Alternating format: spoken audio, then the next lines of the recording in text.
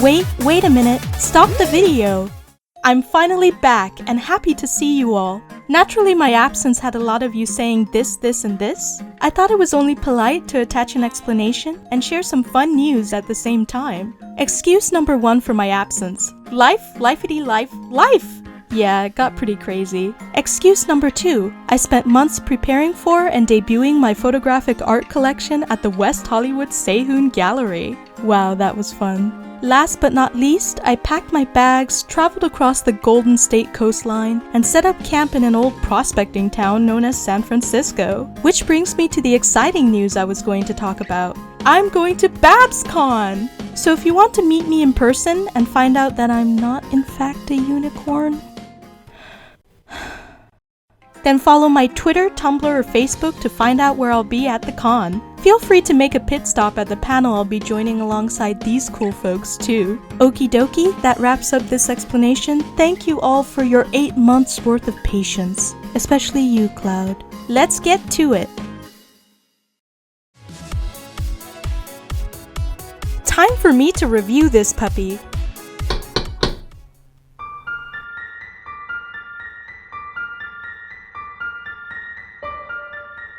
Might as well get this over with. G'day, poetess. I was just in the neighbourhood, or rather I was inexplicably picked up by a travelling rainbow and dropped off at your doorstep, and I figured I might as well help you review the MLP Season 4 finale. Oh, thank goodness, it's only you, Cloud. I wonder if this has anything to do with the rift. Ah well, never mind. Make yourself at home. To kick things off... Wait a minute. What? How are we communicating at the moment? Our lips are barely moving and there isn't the slightest hint of sound coming out of our mouths.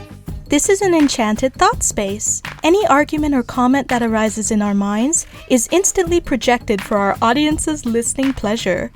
Is that so? That sounds like an awfully convenient excuse for not lip-syncing the entirety of this review. Okay, I see your point. I can't be the only person to have noticed that Friendship is Magic has suffered a remarkable case of spectacle creep. You can probably make a graph that travels consistently upwards from seasons 1 to 4 about how played up and epic each season opener and finale was. One could say that Twilight's Kingdom is an amalgamation of all of the structural strengths of the past season finales. It borrows the narrative and thematic build-up from The Best Night Ever, the grand scale and general epicness from A Canterlock Wedding, and the permanent changing of the status quo from Magical Mystery Cure. The central problem, though, while Twilight's Kingdom is for all intents and purposes good, there is one thing that it doesn't do as well as the rest of the season finales. It isn't framed as well. Wow, Cloud, you certainly are not making this easy. The thing is, though, you seem to be allowing a somewhat rocky start prejudice your view of the overall performance. Take, for instance, the example of a marathon runner. If he were to stumble at the beginning but kept a consistent enough pace to make it to the finish line first, he still would win the race, would he not? The best thing you can say about Twilight's Kingdom is that on its own it's amazingly epic and it's a brilliant rollercoaster of a spectacle. But what holds it back from perfect marks is that it's impossible to view this episode entirely on its own. Twilight's Kingdom would have benefited from being like the two-parter The Crystal Empire, in that it came out of nowhere, was largely self-contained, and then left, leaving a bunch of lore lying around for the writers to use if they so desire. And I know that The Crystal Empire wasn't that well received, but I actually do think that its use of framing would have benefited this season's finale more. Personally, I felt that the finale was a second wind for Season 4 and a chance to fix some teeny missteps. From the get-go, the writers immediately took on Twilight's new royal role, or lack thereof, and shined a spotlight on just how self-conscious she was becoming, that her new responsibilities appeared to be minor at best. It's as if the writers foresaw us yelling at our television sets every time Equestria seemed to suffer a bout of amnesia regarding Twilight's new status.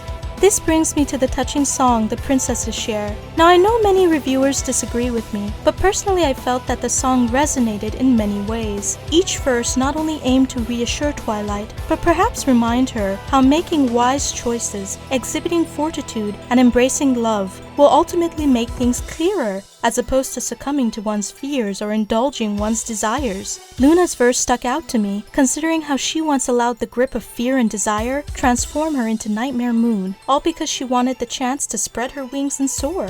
The fact that many scenes came with meaningful undertones is sincerely what thrilled me about the finale.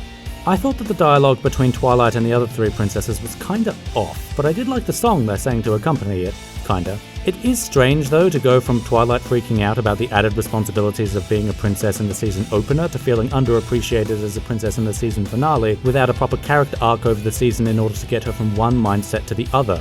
While it was no doubt frustrating to see this messy dynamic throughout Season 4, I commend Megan McCarthy for getting Twilight's character depth right in this episode. It would have been easy to have her make the mistake of chasing danger simply to prove her worth as a princess. Twilight's grace after Spike's brutal "that's it" felt so perfect and well-placed. Some may point to this as a Mary Sue-like reaction, but I would say otherwise. It wasn't as if Twilight was totally rising above the remark and brimming with confidence. She still appeared very depressed. It did add a substantial personal weight to the conflict for Twilight, giving us an awesome payoff at the end of the episode when Twilight's personal plight is resolved by the main six's ultimate victory.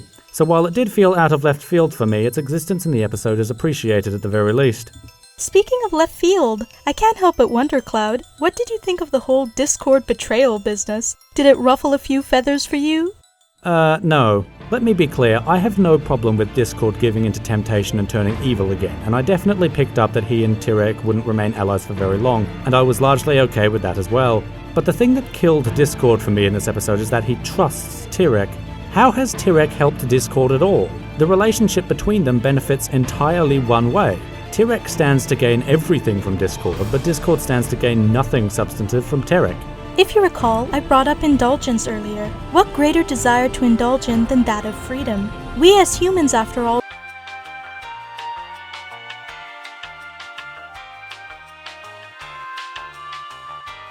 don't consider freedom a mere desire, we consider it a right. It is for this reason that I see the validity in Discord being drawn to forming an alliance with Kritic and naively giving away his trust. What I do find odd is the fact that Discord did not realize sooner how he was becoming a slave yet again. I mean, dear Celestia, Kritic literally grabs Discord by the throat during a quote-unquote friendly conversation. That was hardly a pleasant image for what was supposedly an equal partnership.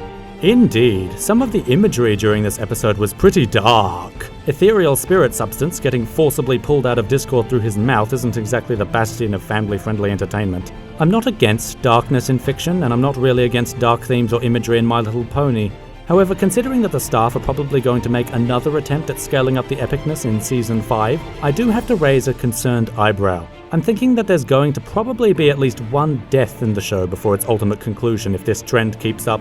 I know what you mean. I have news for you though, Cloud. Kritic isn't just one of the visually scariest baddies we've seen in this generation of MLP. He was stomping around during the G1 days too, so this isn't exactly something new. Still, the level of sinisterness radiating off of him was off the charts. Is it just me, or does he even seem to bear a resemblance to the Eliphas Levi version of Baphomet? The curved horns, the goat-like appearance, his ascent from Tartarus, his light beam attacks akin to that of Baphomet's astral light, and the fact that he even sits on a throne at one point just felt like too many coincidences. Overanalysis and occult mumbo-jumbo aside, I gotta admit that I'm digging the darker vibe. I don't think we'll necessarily see the show staff pull a J.K. Rowling and take out our dearly beloved ponies, but baddies with slightly higher stakes is a welcome addition in my book. It just makes it all the more fun for kids and adults alike to see them blasted away with a good old dose of Taste the Rainbow. Let's not also forget that even though the season opener clearly established that the elements of harmony weren't going to be used as a magical MacGuffin of rainbow power, blah blah, gibbery Deus Ex Machina literary terms, by the end of the episode, the mystery box turns out to contain a superpowered rainbow magic Deus Ex Machina that draws power from, you guessed it, the elements of harmony. You know, I thought that the point of permanently getting rid of the elements was so the writers didn't have to fall back on the solution to all problems magic rainbow beam to save the day every time the day needs saving. As much as I find the animation of the rainbow nuke delicious, I do have to concede that the novelty will wear off. One saving grace that came with the reuse of this tried and true weapon of harmony in Dune is the fact that it once more emphasized the core tenets of the show. Before Kritic received the Rainbow Slam Jam, he and Twilight had quite the showdown. Kritic himself utters the chilling line of, It appears we're at an impasse, which causes Twilight to turn to the collective force of friendship to save the day. Unfortunately, there's still some issues here. To take a look at a subject which I'm very fond of, poetry, it doesn't manage to pull off the effectiveness of the villanelle form, which manages to bring the occasional new meaning or interpretation with the repetition of a line. It seems we are given more courses of a good, but unfortunately already tasted meal, with no new meanings or insight.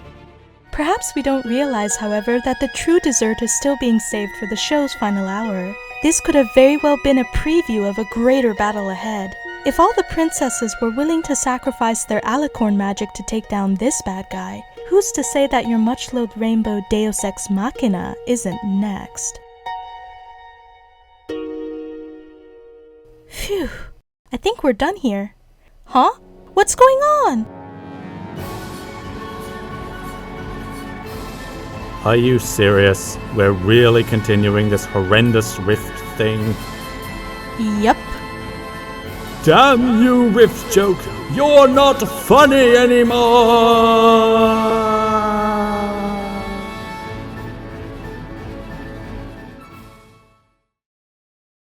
I lose way too many friends that way.